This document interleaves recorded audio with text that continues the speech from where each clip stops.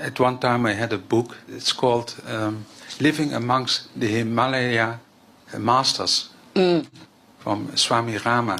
Okay. And there's also one story about a Swami who is, like you read there in your book, in this poem, he is throwing meat and flesh and dirt and mud to people to keep them at a distance. And he's sitting amongst crocodiles. And like this, he always wants to, he doesn't understand. Behave in a social way. Yes, yes. But like it was written. It's not like a very compassionate master, loving and cordial and polite and so. The master, why do you think he throw anything to the people so that they don't go near? Why does he do that? Why couldn't they just let him come and teach them something? Huh? Why do you think he throw them out? To keep the shallow out. They're all shallow, all of them? He told everybody to get out, right? He wanted to meditate and deepen his practice. Okay.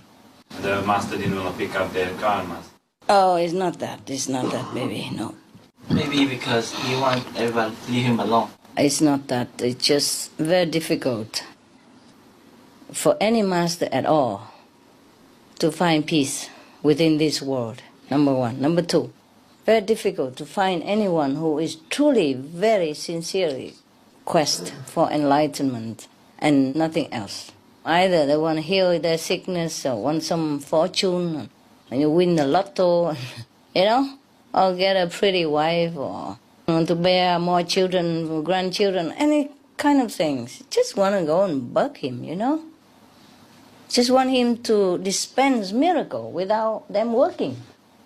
Most people, if they come to revere a saint, they flock to him in numbers, but none of them are really seeking God, seeking the supreme wisdom or liberation. They just want to go there, borrow some, you know, merit, spiritual power from the master, just to squander it for any materialistic reason.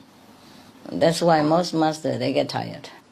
There's also the story about a prince who wanted to visit a master who lives in a cave. And then all the time the guardian was keep him away. But then after 3 or 4 times that the prince attempted to visit the master, he finally let him in the cave. And then he received him on the mud and stone, and they were sitting together. Yeah. And then the prince said, "It seems to me that you are very lonely, living here in this cave on stone and mud. Alone and nothing there, Alone and nothing." And then the master answered, "Yes, since you are here, I start to feel lonely." That's correct. That is correct. It is truly like that. People come and make you feel lonely. When you're alone, you have nothing to compare, okay? And you're deep in your spiritual enjoyment. And when some come around, they just bug you and they just drag you into a kind of a lower dimension in thinking, you know, and all that. And make you feel you're dragged back into the world again, where there is comparison, high and low, and, you know, up and down and all that, and you feel lonely. You feel the loneliness of the people, of the whole world. People are often lonely. That's why they married or they have partner or friends, you know.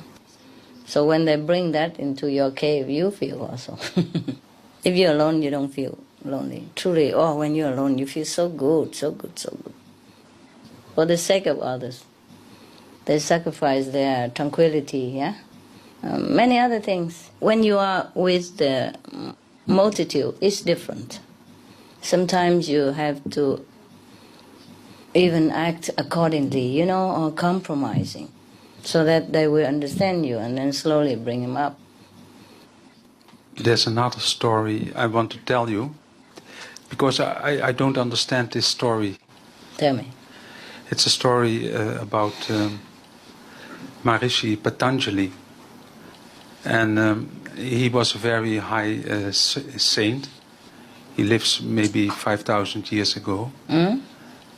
And he had about 1,000 students. Always when seekers came to become a student, then he disguising himself like a demon. Okay. And then he hang himself in the tree and making them scared or make a joke. And then he asked them strange questions like, are you well cooked?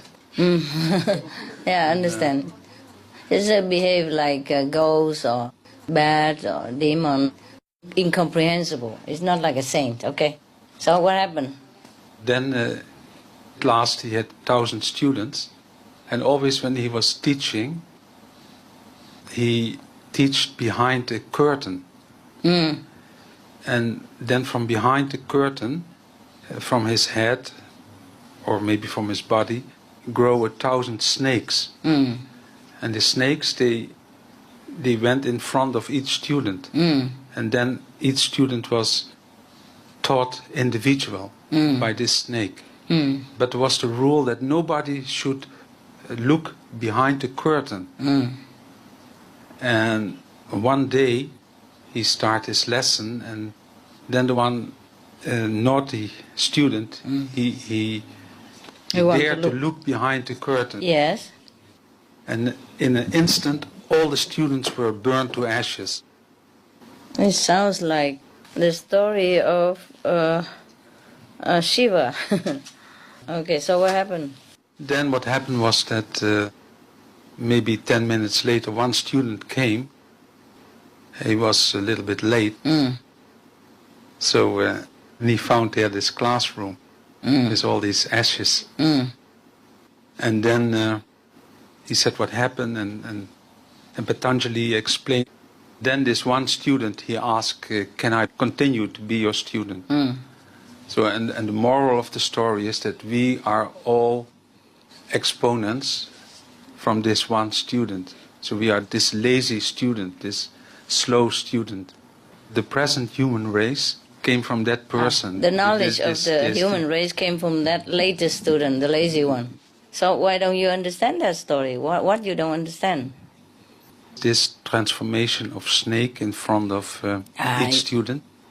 In the East, you know, snake is symbolic of wisdom. You see, Shiva has a lot of snakes around him, and some Buddha or some Vishnu has a lot of snakes on top of their head. Just means each student has master taught him individually, directly, you know, but from different angle. The snake means just the wisdom was imparted to the student. It's not the snake at all. They be scared to death. They don't need to be burned to death. They're scared to death. Everybody, the whole 1,000 snakes coming and poking at you all the time, imparting to you the wisdom. But what about this curtain then? The curtain is a symbol of that you don't truly know the real master. You are covered, you see? You learn just partially. And the true master you don't really know. You see the master as a body. Sitting here, for example, if I'm a master, that's all you see? As if a curtain has drawn between you and the master. And you don't really know is a master or not a master. What did the master truly look like inside? For the students, you don't know. Actually, your body is already the curtain. Yes, something like that.